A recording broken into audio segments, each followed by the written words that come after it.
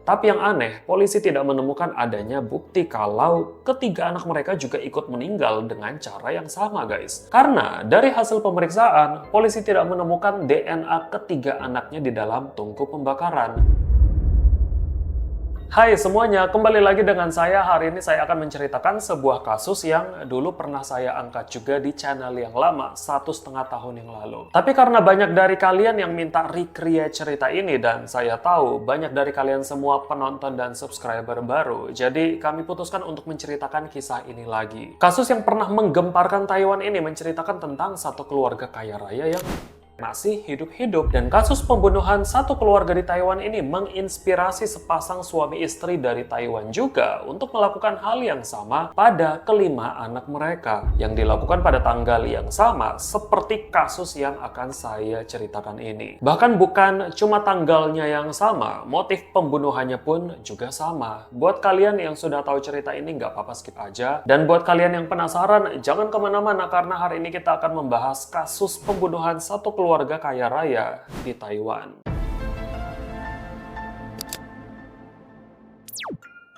Di tanggal 6 September 2001 sore hari, seorang manajer umum perusahaan Chongyuan bernama Su Guangxi mendatangi rumah keluarga Hong untuk bertemu dengan sang pemilik perusahaan bernama Hong Ruotan karena tagihan perusahaannya akan segera jatuh tempo dan dia juga memerlukan stempel untuk faktur yang harus dibayarkan. Guangxi memang sudah membuat janji dengan Hong Ruotan dari sehari sebelumnya. Saat sampai di rumah keluarga Hong, pintu pagarnya tertutup rapat. Namun setelah beberapa kali dia memencet bel rumah dan memanggil-manggil penghuninya, tidak ada satupun orang yang membukakan pintu gerbang. Karena merasakan ada kejanggalan, akhirnya dia memanjat pagar rumah itu untuk memaksa masuk ke dalam area pekarangan. Setelah sampai di halaman rumah keluarga Hong yang sangat luas, anehnya 2 ekor anjing yang jenisnya mirip serigala, peliharaan keluarga Hong yang sering mengejarnya, yang biasanya juga menggonggong dan berkeliaran di halaman rumah, tidak kelihatan sama sekali, guys. Suara gonggongan anjing itu juga tidak terdengar. Saat itu dia memanggil nama Hong Ruotan dan mencari-cari kemana-mana, tapi tidak ada jawaban. Pintu rumah mereka juga tidak terkunci, sehingga dia bebas masuk ke dalam rumah megah itu. Tapi saat dia memeriksa di sekeliling rumah, dia menemukan 3 surat berisi kalimat bundir dalam bentuk fotokopian di atas meja santai kamar tidur dan meja utama rumah itu yang ditujukan untuk adik perempuan Ruotan bernama Hong Yuyan. Di saat itulah Guangxi langsung ketakutan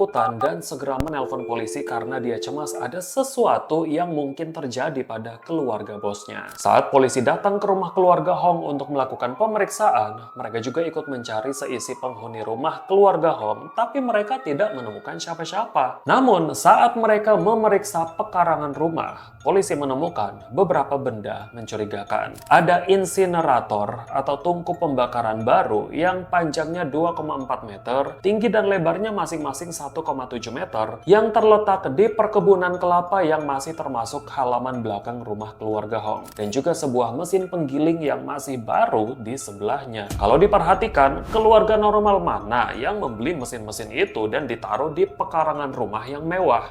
Sementara mereka tidak memiliki usaha yang berkaitan dengan pemakaian tungku pembakaran dan mesin giling. Di depan tungku pembakaran, polisi menemukan 2 pasang sendal dan 2 bekas botol kaca dengan cairan yang belum bisa dipastikan isinya apa. Saat tungku pembakaran itu mau dibuka, ternyata pintunya tersangkut karena diikat dengan kawat dan besi yang dikaitkan dari dalam, meskipun pintunya agak sedikit terbuka. Setelah beberapa menit mereka berhasil membuka pintunya, mereka terkejut karena ada sebuah kerangka yang keluar dari dalam tungku karena kerangka itu duduk bersender di pintu insinerator. Jadi waktu pintunya dibuka, kerangka yang bersender itu rebah, guys. Kerangka yang pertama ini menunjukkan kondisi yang mengenaskan dengan bagian pinggang ke atas sudah hangus, sementara bagian pinggang ke bawah sudah menjadi abu. Ditemukan juga 1 kerangka manusia lain yang seluruhnya sudah menjadi abu dan hanya menyisakan tulang belulang yang rapuh. Polisi juga menemukan sebuah jarum suntik bekas di dekat tungku itu dan setelah diperiksa, suntikan itu berisi cairan anestesi dosis tinggi. Polisi pun menemukan bubuk tulang dan sisa-sisa tulang yang belum hancur di dalam mesin penggilingan yang entah tulang itu milik siapa. Serta adanya tabung berisi solar di sebelah mesin-mesin itu. Petugas langsung mengumpulkan abu dan sisa kerangka itu untuk diidentifikasi lewat pemeriksaan DNA. Saat pemeriksaan DNA sudah dilakukan, diketahui kalau dua kerangka yang ditemukan dalam tungku pembakaran adalah kerangka Hong Ruothan dan istrinya Yo Bo-ye. Hasil pemeriksaan forensik juga menemukan adanya gelembung udara serta sisa abu di dalam bagian saluran pernapasan Ruothan. Ini artinya Ruothan masih bernapas saat berada di dalam tungku, dan sisa-sisa tulang yang ditemukan di penggilingan ternyata bukan milik manusia, melainkan sisa tulang binatang. Petugas yakin kalau binatang itu adalah dua ekor anjing berjenis serigala milik keluarga Hong. Lalu siapakah yang tega melakukan ini semua? Apakah keluarga ini melakukan aksi bundir sesuai dengan yang ditulis dalam surat yang ditemukan di atas meja? Atau ada orang lain yang berperan? Lalu, kemanakah ketiga anak keluarga Hong? Kenapa mereka juga ikut menghilang? Dari ketiga surat bundir yang ditemukan, polisi yang sudah melakukan pemeriksaan kesamaan tulisan tangan menemukan kalau surat itu memang ditulis oleh Hong Ruothan yang isinya menyebutkan kalau istri keduanya Yo Bo-ye telah merawat ketiga anaknya yang lahir dari mantan istrinya dengan baik dan berinisiatif untuk menjalani prosedur operasi ligasi atau operasi pencegah kehamilan agar Yo Bo-ye tidak memiliki anak. Namun dia kesal karena keluarganya sama sekali tidak menghormati Bo-ye. Dia juga menuliskan kalau dia memiliki banyak hutang sehingga dia memutuskan untuk membunuh ketiga anaknya lebih dulu, lalu membunuh istrinya dan mengakhiri hidupnya sendiri. Kabar itu segera terdengar oleh warga sekitar. Banyak warga yang berbondong-bondong berusaha untuk masuk ke dalam rumah keluarga Hong dan melihat apa yang terjadi di sana. Bahkan, ibunya Hong Ruothan juga menangis histeris mendengar kabar kematian putra dan menantunya. Setelah itu, polisi terus melakukan penyelidikan dengan menggeledah setiap ruangan di dalam rumah Hong Ruothan. Namun nyatanya, mereka menemukan banyak kejanggalan lainnya. Di antaranya, mereka tidak menemukan adanya satupun foto di dalam rumah itu atau identitas serta benda pengenal lainnya. Sehingga mereka berspekulasi keluarga Hong sudah membakar semua foto dan identitas mereka sebelum melakukan aksinya. Kasus ini sangat-sangat sensasional mengingat keluarga ini adalah keluarga yang sangat kaya raya dengan bisnis yang sangat besar sehingga masyarakat penasaran dengan motif sesungguhnya. Benarkah karena masalah perselisihan keluarga dan juga hutang seperti yang dia tulis di dalam suratnya? Lalu apakah benar ketiga anak mereka juga sudah lenyap? Atau mungkin mereka diasingkan ke negara lain? Sebelum kita membahas lebih jauh tentang kasus ini, kita perlu mengetahui latar belakang keluarga Hong. Keluarga Hong sebenarnya berasal dari keluarga sederhana yang tinggal di kota Changhua, Taiwan. Keluarga Hong memiliki 5 orang anak dan Hong Ruothan adalah anak kedua dari 5 bersaudara. Dia paling dekat dengan adik perempuannya yang bernama Hong Yuyen. Sayangnya, dia tidak pernah akur dengan 2 adik laki-lakinya dan 1 kakak laki-lakinya. Orang tua mereka bekerja sebagai pemungut sampah, namun saat semuanya sudah dewasa, 3 saudara laki-laki Ruothan menjadi orang sukses, tapi tidak dengan Ruothan. Di saat 3 saudara laki-lakinya menjadi kaya raya, Ruothan malah terpuruk dengan kondisi perekonomiannya. Hal ini sempat memunculkan gosip yang seolah-olah semakin membenarkan Ruothan memang tidak akur dengan saudara-saudaranya. Hong Ruothan menikah dengan istri pertamanya yang memberikannya 3 orang anak. Yang pertama Hong Chong-bu dan yang kedua Hong Chong-si dan yang perempuan adalah Hong Meng-yu. Namun pada akhir tahun 80-an, istri Hong Ruothan mengalami kecelakaan mobil tidak terduga yang mengakibatkan dia meninggal dunia. Dari kematian istrinya, Hong Ruothan menerima pencairan uang asuransi dengan nominal yang sangat besar dan dipakainya untuk membuka perusahaan pembuat pita perekat dan stiker yang dinamakan Chongyuan Company yang berada di kawasan industri Changbin, kota Changhua, Taiwan. Perusahaannya pun berjalan dengan baik dan sukses. Namun di balik semua itu, muncul lagi rumor yang bilang kalau Ruothan memang sengaja membunuh istrinya untuk mendapatkan pencairan asuransi. Tapi hal itu tidak bisa dipastikan kebenarannya. Setelah itu dia bertemu dengan Yo Bo-ye yang usianya 3 tahun lebih muda daripadanya. Mereka pun menikah dan Bo-ye menjadi ibu dari ketiga anak sambungnya. Bahkan Bo-ye menjalani prosedur operasi ligasi agar Bo-ye tidak bisa memiliki anak sehingga dia bisa fokus merawat ketiga anak sambungnya dengan baik. Keluarga itu pun hidup dalam kekayaan dan kebahagiaan. Anak pertama Hong bernama Chongbu yang berusia 24 tahun berkuliah di Chongyuan Christian University. Anak keduanya bernama Chongxi berusia 23 tahun bekerja di Chongyuan Company, perusahaan ayahnya sendiri. Dan anak bungsu Ruotan yang bernama Meng Yu berusia 19 tahun berkuliah di Fuchun Catholic University di distrik Sichuan, kota Taipei. Namun ada beberapa masalah yang timbul setelah mereka menjadi kaya raya guys. Meskipun Boyue menjadi ibu yang baik untuk ketiga anak sambungnya, keluarga besar Hong tidak menyukai Boyue, bahkan orang tua Ruotan dan adik laki-lakinya selalu mengasingkan Boyue dan ketiga anaknya Ruotan. Mereka bahkan selalu menganggap Boyue adalah ibu tiri yang jahat. Padahal kenyataannya Boyue memperlakukan anak-anak Ruotan dengan sangat baik. Pada suatu hari seluruh keluarga kota Changhua dikagetkan dengan poster yang bertebaran di seluruh kota yang berisikan informasi kalau Ruotan merampas tanah milik adik-adiknya dengan foto Ruotan terpampang nyata di situ. Poster-poster ini memicu keingintahuan penduduk tentang masalah keluarga Hong sebagai salah satu keluarga terkenal yang kaya raya di kota Changhua. Bukannya malu, ibunya Ruotan malah senang dengan tersebarnya poster yang mempermalukan anaknya itu guys. Ternyata setelah ditelusuri, yang membuat serta menyebarkan poster itu adalah ibunya Ruotan sendiri. Kenapa bisa? Apakah Ruotan sejatinya pria yang jahat? Semua ini berawal dari tanah luas yang saat itu ditempati oleh Ruotan untuk membangun rumah megahnya.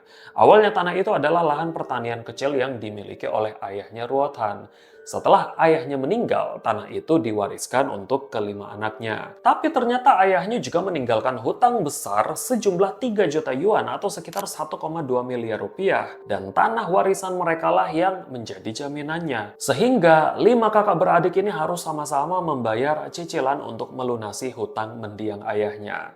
Hal ini memaksa Ruotan sebagai anak yang paling sukses di keluarganya daripada saudara-saudaranya tadi untuk membayar hutang mendiang ayahnya sampai lunas. Bahkan dia juga membayarkan cicilan 2 adiknya yang seharusnya itu menjadi kewajiban mereka juga untuk membayar hutang ayahnya. Bahkan ketiga adiknya juga menggadaikan tanah warisan mereka kepada Ruotan untuk meminjam uang pada Ruotan dengan alasan menambah modal usaha.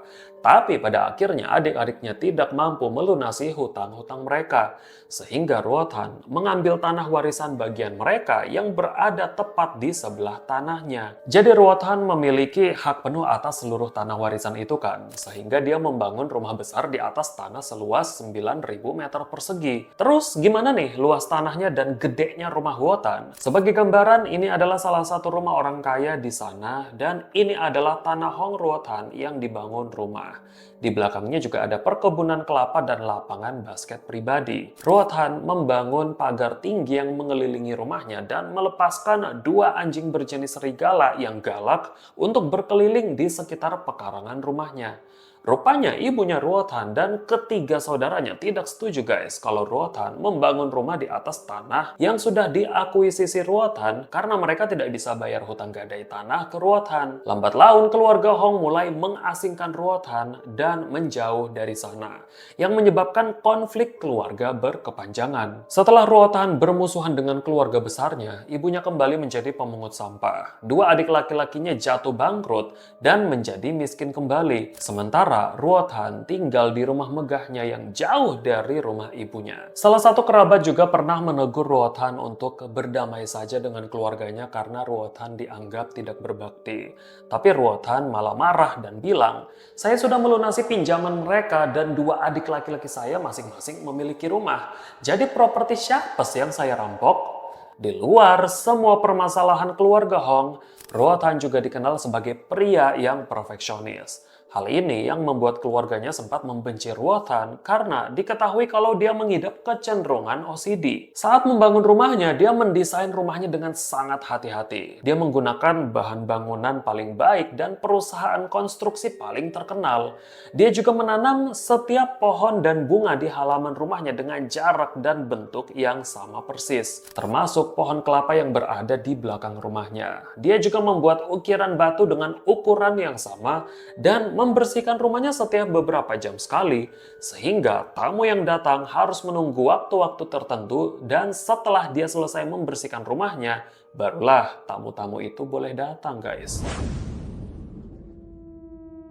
Penyelidikan pun berlanjut dan dalam surat bundir yang ditemukan polisi, Hong Ruothan secara lengkap menuliskan, "Aku menikah lebih dari 10 tahun lalu tapi keluargaku tidak memaafkanku. Orang tuaku terkutuk karena keegoisan mereka. Mereka mau membuat perpecahan antara istriku dan anak-anakku. Pernyataan dan perilaku mereka yang tidak pantas di depan teman dan kerabat tidak bisa aku maafkan."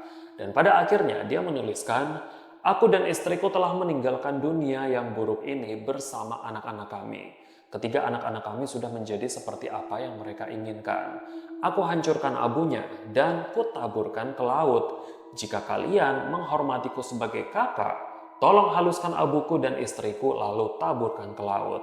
Jangan ada upacara peringatan, jangan ada meja penghormatan." Dari surat bundir yang ditulis, besar kemungkinan penyebab Ruothan membunuh istri dan anaknya karena perselisihan keluarga.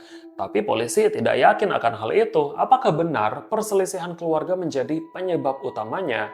Untuk mendalami kasus ini, polisi menyelidiki Chang Yuan Company, perusahaan milik Ruothan. Apa yang ditemukan polisi di sana? Pabrik pembuatan pita perekat dan stiker yang dibuka sejak tahun 1988 itu mengalami penurunan finansial yang serius, guys.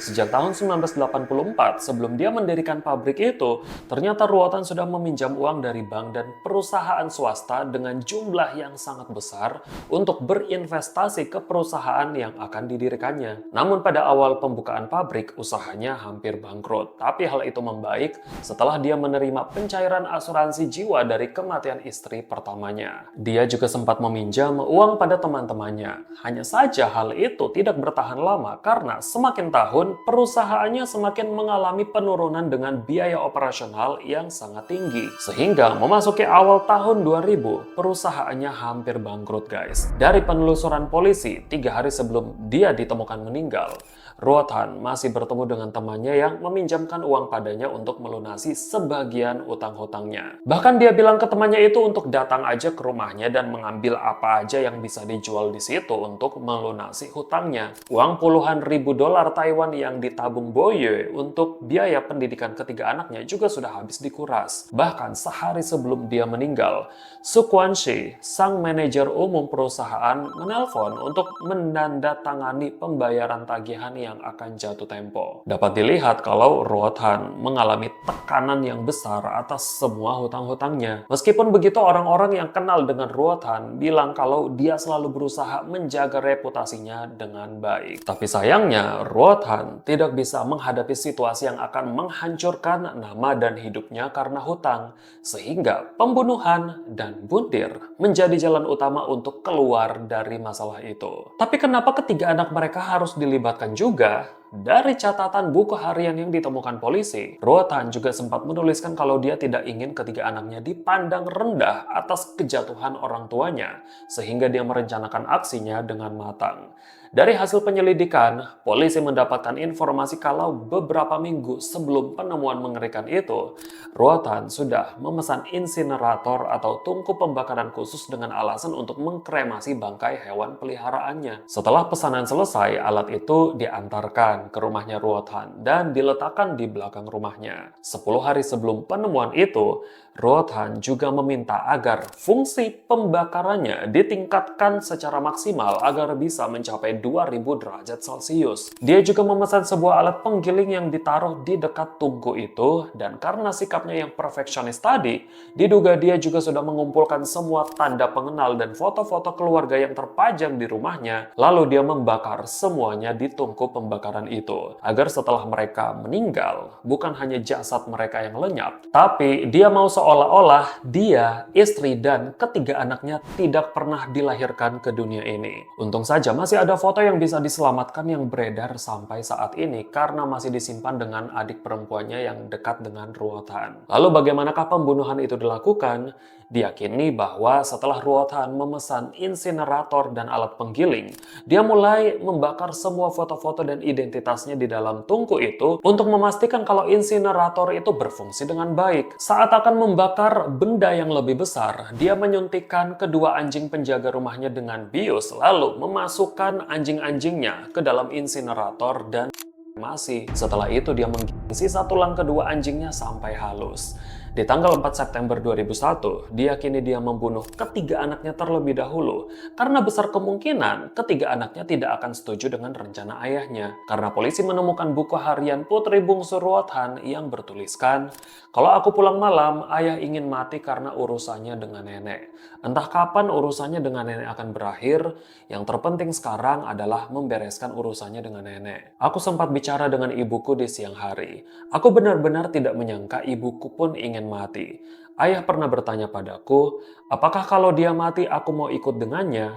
Ayah bilang kalau dia mati meninggalkan kami bertiga, kami akan dianggap remeh, tapi aku tidak setuju dengan rencana ayah." Dari buku harian milik Meng Yu itu, polisi yakin ketiga anaknya juga disuntik dengan bius saat mereka tidur, dan dugaan ini sesuai dengan bukti yang ditemukan polisi, yaitu adanya bekas cairan merah di tempat tidur putra sulung dan putri bungsunya. Ditemukan juga 3 kacamata rabun jauh milik ketiga anaknya di kamar masing-masing. Ditemukan juga bekas pasir pantai yang menempel di pedal mobil dan ban mobil Ruot Han. Hal ini sesuai dengan surat bundir yang dicatat Ruot Han bahwa dia memanfaatkan waktu tidur anak-anaknya untuk membius mereka dan mereka dalam insinerator. Lalu sisa tulang mereka sampai halus dan abunya ditebar ke laut. Pada hari berikutnya, di tanggal 5 September 2001, sekitar jam setengah 3 dini hari, ada sebuah CCTV yang merekam mobil Ruot Han berjalan mengarah ke sebuah kantor pos dan kembali lagi sekitar 4 menit kemudian. Diduga saat itu dia mengirimkan surat bundir pada adik perempuannya. Siang harinya, setelah dia menerima telepon dan membuat janji bertemu dengan manajernya, dia istrinya dengan menyuntikkan bius ke tubuhnya atas persetujuan Boyue sendiri dan memasukkan tubuh istrinya ke dalam insinerator.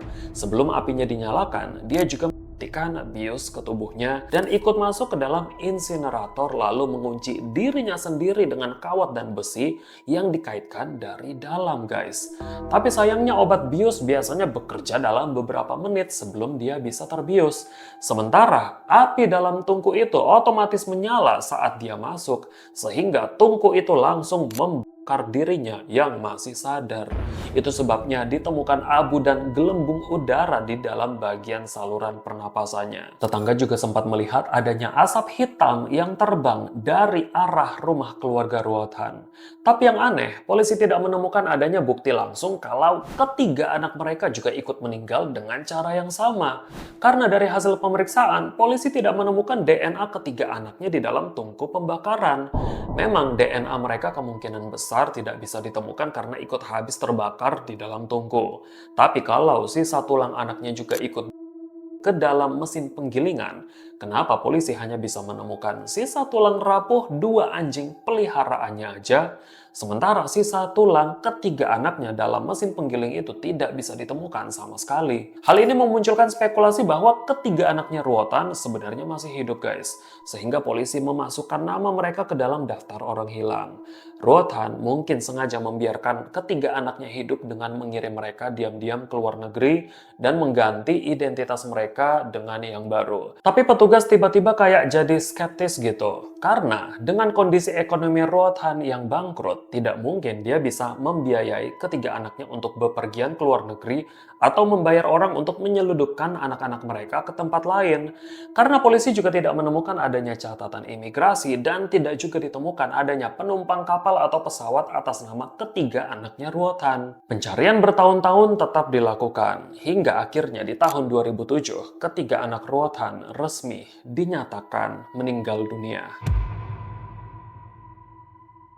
Setelah pembunuhan itu, rumah megah dan 5 mobilnya dilelang oleh pihak bank. Dilihat dari sifat Ruot Han yang perfeksionis untuk menjaga nama baiknya dan keras kepalanya untuk tidak menjual rumah dan mobil agar bisa mengatasi kebangkrutannya, banyak yang percaya kalau roh Ruot Han tidak akan pernah bisa meninggalkan rumahnya. Banyak tetangga yang melaporkan adanya aktivitas paranormal setelah penemuan mengerikan itu sampai rumah ini terbengkalai menjadi hutan. Tetangganya juga melaporkan setiap malam mereka mendengar suara anjing yang melolong di malam hari. Pernah juga beberapa warga mencoba memeriksa suara anjing itu kan. Ternyata suara anjingnya berasal dari dalam rumah Ruotan. Mereka juga melihat adanya bayangan orang berjalan-jalan di dalam rumah. Sehingga rumor itu menambah ketakutan warga sekitar. Tidak hanya warga, polisi yang melakukan pemeriksaan selama penyelidikan kasus itu pun turut diganggu. Saat salah satu petugas kepolisian mencoba memeriksa pasir pantai di pedal mobilnya Ruotan, pintu otomatis garasi mobil itu tertutup sendiri guys. Saat itu, sang petugas mengira kalau ada kerusakan pada sistemnya. Saat dia mulai memeriksa mobil, kap penutup mobil bergetar dengan sendirinya dan saat dia buka, oli mobil yang tidak diketahui asalnya dari mana muncrat kemana-mana. Sejak banyaknya aktivitas paranormal itu, rumah keluarga Hong ditutup permanen untuk persiapan lelang. Tapi, rumor hantu yang menyebar membuat beberapa warga penasaran dan menguji nyali di sana. Saat mereka memaksa masuk, mereka malah mendapatkan serangan fisik dari sosok yang tidak kelihatan guys. Seperti dilempari batu, digigit anjing yang sebenarnya tidak ada anjingnya,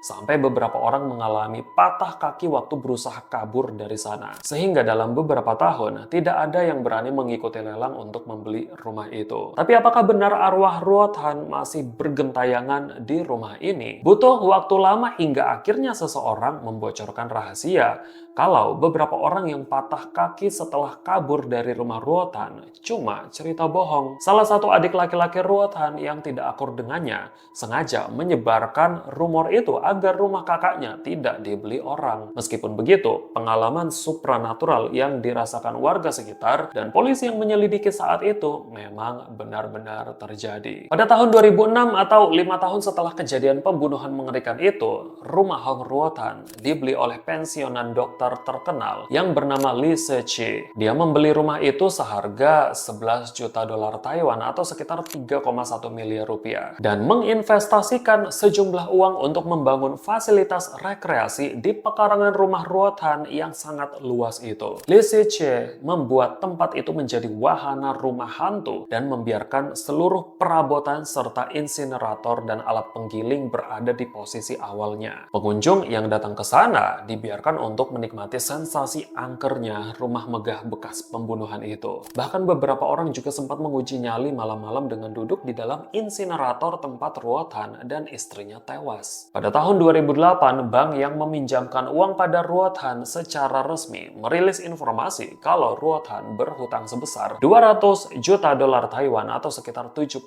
miliar rupiah. Sampai hari ini pun Lee Se-chi masih tinggal di dalam rumah Hong Ruotan tanpa merubah bangunan dan barang-barang yang masih ada. Dia juga masih membiarkan insinerator itu dan dia juga masih bisa merasakan kehadiran arwah penghuni rumah kalau malam tiba. Kasus besar ini ternyata menginspirasi pasangan Liu Chechen dan Lin Chenmi dari Taiwan juga untuk membunuh kelima anak mereka pada tanggal yang sama seperti Hong Ruotan, yaitu di tanggal 4 September 2006 atau 5 tahun setelahnya dengan dugaan motif yang sama.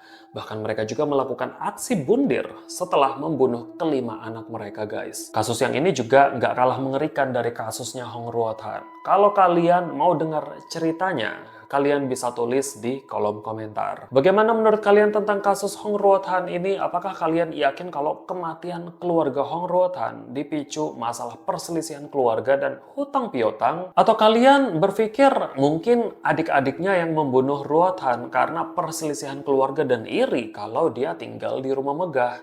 Apakah kalian percaya ketiga anak Ruotan masih hidup? Silahkan tuliskan semua opini kalian di bawah. Dan jangan lewatkan kasus menarik lainnya dari channel ini.